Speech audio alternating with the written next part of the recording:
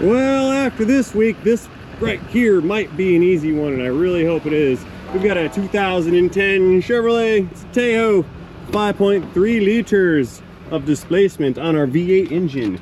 Customer states that when they start the car, sometimes they're hearing a squealing noise from under the hood. Let's go ahead and key this thing on here. Starting the engine. Ah, we didn't hear the squeal. Let's give it some revs real quick. There it is, I heard it. Yep, so we've got a squeal going on with the belts. Repeatable, that's 3 revs and she squealed, not bad. So we believe, and according to the customer, that the belts are squealing at 182,009 miles on the odometer. What I plan on doing on this 100-degree Florida day, we're gonna go ahead and bring this thing in, pop the hood. Gonna take a peek at the drive belts and see if, in fact, they are the cause of the squealing. We might have like a belt issue. It could be the AC belt. In fact, let's check that real fast. We'll turn off climate control, rev it again. We had no squeal. Oh, I hear it again. There it is. There's the squeal. So that suggests to me that it's not the AC belt squealing. So one of the other belts is developing a slip. Does not sound like a pulley. Hello, F250. Yeah, it does not sound like a pulley. Sounds like just a belt squealing. So let's go ahead and bring her on into the shop here, and we're gonna see if we can remedy said squealing noise. I'm probably gonna throw a belt on it, and while we're in there, if I do take off the belt, we're going to do the AC belt. Now, what's interesting about that is it is a stretch fit belt, meaning there is no tensioner on the AC belt to tension said belt. So you basically just jam the thing on the pulley, turn the pulley around, and it stretches itself over the pulley in order to fit into the grooves. So I don't think the AC belt is our primary offender, but while we're in there, we're going to do both. So stay tuned, because this is going to be a very good video. All right, now opening the hood.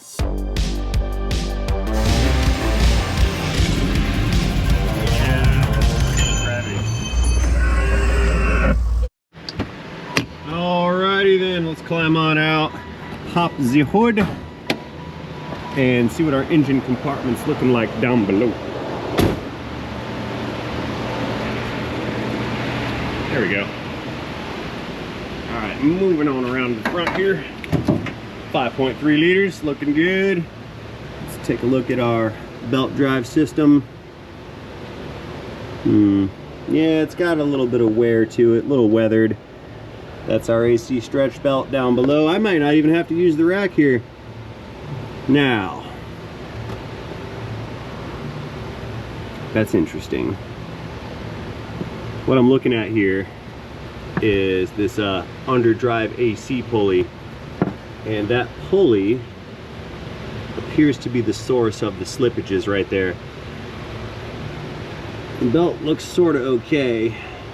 I bet you the inertial mass of this alternator is causing that smaller pulley to slip. Remember when we put this pulley on in a previous video, I was talking about how when you try to get something from one place, you have to give it up somewhere else.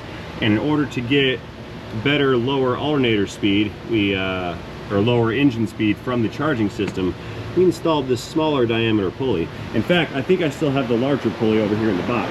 Now, having said all that, if you go down to a smaller pulley, you've got less surface area for the belt to act on. That's an underdrive. You have a little bit less surface area. And since you have less surface area, it increases the probability of some slippage. So this pulley here actually just may be the cause of the entire dealio, and we're just experiencing the symptom of what we've given up. See, there's our regular diameter pulley right there. That's the one that came off this thing. Now, if you look closely, you do see a bunch of belt material embedded in this pulley as well. So that's kind of a normal condition, but with that smaller pulley on there, it may be amplifying the condition. We're gonna try to toss a new belt into it and see how that works out.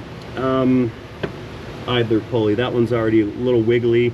I'm gonna go ahead and order one of those straight away right now. The tensioner pulley is okay. but that idler is gonna go. All right. You know, I have an idea just for fun. I've never tried this before, but let's start this engine and I'm gonna slow speed record this and we're gonna see if we can see the slipping on this belt system here. I think that might be kind of cool. Let's try it out. Starting the engine.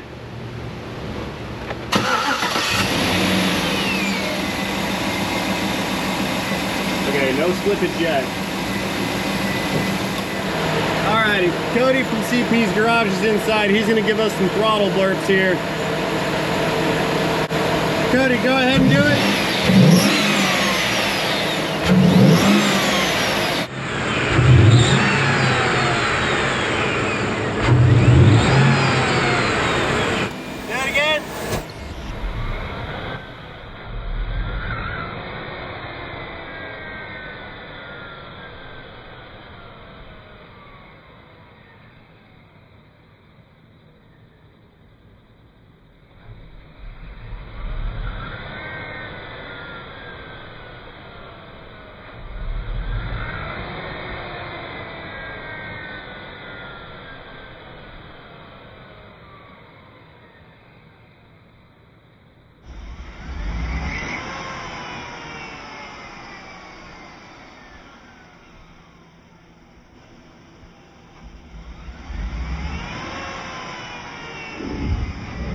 Alrighty, let us get this endeavor on the way. We will start with a 15mm ratchet right here, and that's going to go on the tensioner. Wrong way, tensioner. So tension that guy back, pluck the belt off, release tension, and then we can go ahead and extract and remove said serpentine belt. That's one. The next one, it's a stretch belt, so we got to cut it off. All right, we're going in a little deeper here. I have the knife in hand. That's going to get us through the belt right here. Give it some reach down action. Ping! Belt is off. And that is how we remove a stretch fit belt. Like so. Now, like I had mentioned, that's a stretchy fit belt, so we need to make it stretchy fit to go back together. First things first, I like my numbers facing forward. No rhyme or reason, it's just like a little personal preference. What we do is we take the belt and put it behind the crankshaft pulley for some clearance, right? Then we're gonna slip it over that AC compressor. Now, you'd think you can put it over the crank and then put it over the compressor to stretch it. You can't do that because of all that spacing in there. They just don't fit. Now, I usually just put a bunch of zip ties through here once that belt is kind of in line and in position, but recently I bit the bullet and bought the tool. I bought the tool in order to actually stretch those and hang onto the belt as it is pulled into position by the crank pulley. So we're going to try this out with the actual tool that was made for this for the first time ever. So let me go find that tool and unpack it. I think I've got it over here, chilling somewhere up here. Bought it from the tool truck guy. There she is. Yep, that's a Lisle tool, part number 59560. I'll take a peek for an Amazon link for this specific tool if anybody out there is interested. If we flip her around and take a peek at the instructions, right here is an illustration of our crankshaft pulley. There's a finger, and what we do is we slide the belt over the second set of grooves for the AC belt, and then slide this little U-shaped pulley business over that, and it's supposed to capture the belt onto the pulley. So then you can go in there with a ratchet, turn the engine over, and then pull the belt into position. So we're gonna see how well this works out. I'm gonna compare this to my experience of using the zip tie method. We're gonna see how it works. It appears to be made out of some kind of metal, so it's not plastic junk. Getting prepared, we've got a 24mm deep well socket with an offset ratchet. That's going to go down and engage right on the center bolt at the crankshaft, if I can find it. And that's going to give me the ability to turn this engine over by hand in order to manipulate that belt. So let's see, this is a two-handed operation. One hand's got to come over and kind of hold on to the belt on the compressor. At the same time, I've got to hold the belt on the crank pulley like so. So now it's in line. We'll take the tool and slide it in as per those instructions. See that? So now that little guy is hanging onto the belt. You see the belt right there kind of folding over? That's going to hang on to it, and it will be captured by, I'll get you down there. If you look on the front of the crank, see those little those spokes or whatever sticking through? There's 3 of them, maybe 4. Well, those are going to engage on the piece of the pulley, and it'll use the crank pulley itself as it engages the tool to pull that belt around. See how it's kind of gripping onto it? Ooh, that's works better than the zip ties, I think. Watch this. This is where we get to the hard part. And we're losing it out back. See that? The gravity. I lost it all. The belt was starting to walk off on the back side, so I gotta reset and do it again. And that's really far. I need a magnet on a stick. Okay, so we've witnessed a theory of operation here. Let's see if this is actually going to work in practice. I think it will. Here's our tool recovery.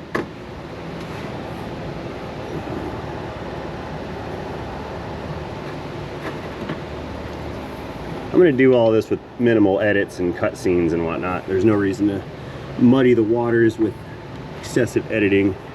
Left hand, I'm going to hang on to the bottom of that belt and pull it towards us this direction to keep the ribs aligned properly. Bear with me here. I'm trying to ratchet around.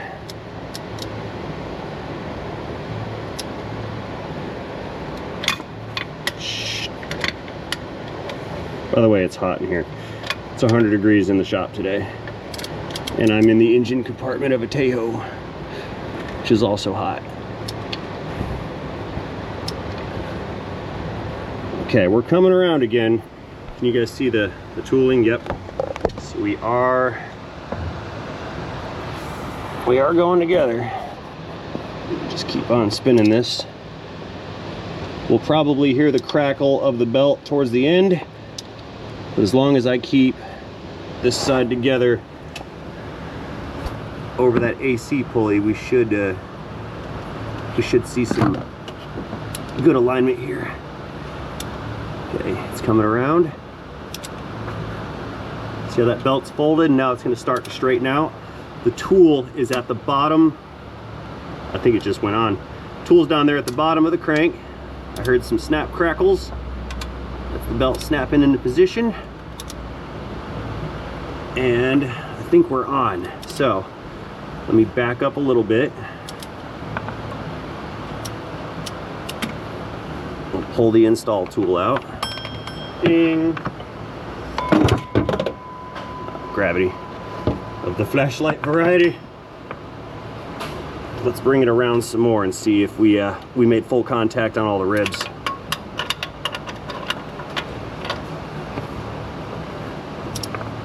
I think we got it. Yep. Yeah, we're good. We're on. So that is the stretch belt installation procedure. Now, GM, in all of its wisdom, they decided to incorporate that same flashlight gravity. They incorporated that same concept into their primary belts on some of the newer models. So that tool is going to be extra useful in the future. Ding, fries are done. Magnetism, check it out. Okay, so now we can go ahead and pull this idler pulley off real fast like and slap a new one on. See, I like to service the system, not just so much individual components. Anyway, there's one single bolt holding this guy on. Give that a turn. Yeah, do you see how the paint is worn off here, but it's here, here, none here? That's because this pulley wobbles while it's in action and flops around. And it's effectively riding sideways, or the belt is riding sideways on the pulley, which can't be good. Cost you some gas money. Extra friction. It's hot. We need speed. There we go. I think I need to get this spacer out of here as well. See that guy? Yep. Okay, so here's how we're gonna get this spacer out. If we notice, it's got this little clip guy in there, and you can't really get the clip out. So what I'll do is I'll hold onto it with some pliers, and we're just gonna unthread it. Maybe.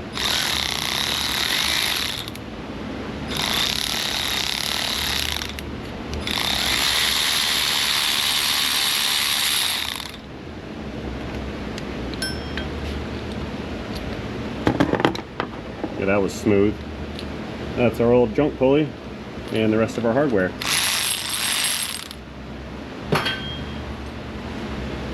Okay, enough screwing around. So our little spacer guy is very important because that is what centers the bearing on this new pulley to the bracketry on the car. So you got to have that little spacer right there. See how it didn't wobble? Now we can just get our stud back through it. And just for fun, and since I've always said these never go back on, I'm going to put it back on. Yeah, screw it back in. Voila, got it. So now, take this whole dealio, bring it on back over.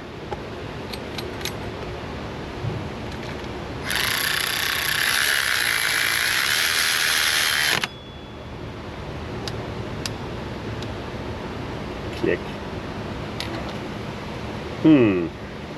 My eye sees something that does not jive properly.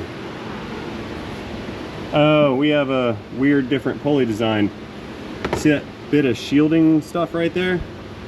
That shield business fits very well on this pulley, but not so much on that pulley. It's kind of fugly looking. I'm gonna leave it there, that's where it goes. So we've got the AC belt on, got the pulley on. Let's figure out, or let's get the other belt on and go from there. When I did the underdrive pulley conversion on my Silverado, I had to change belts.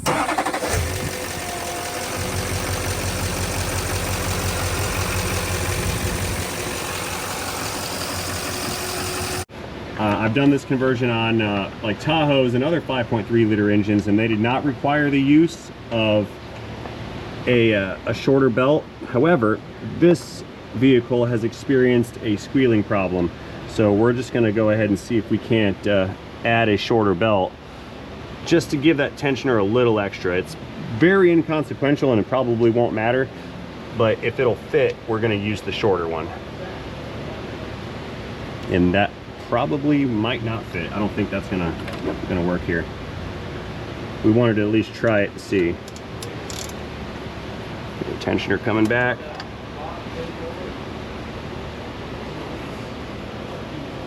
It fits on there. So the next size down does fit. This is the K6930. That's the size on this one. So she's on, it fits. The marks on the tensioner, I'll show you guys this right here. See that belt tensioner way back there? There's some indicator marks on it. There's one right here. That's pretty bright. Maybe like so, that works. Failure.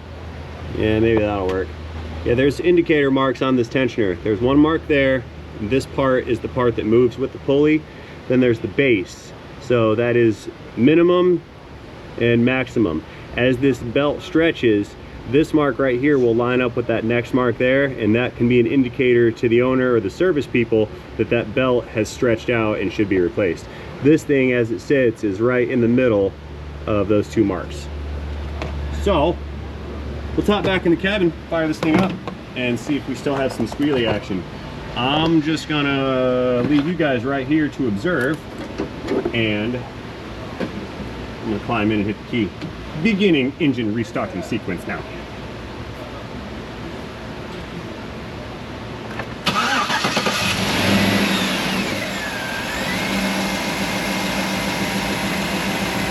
Okay, I hear no squealing. Let's do some throttle blurps next.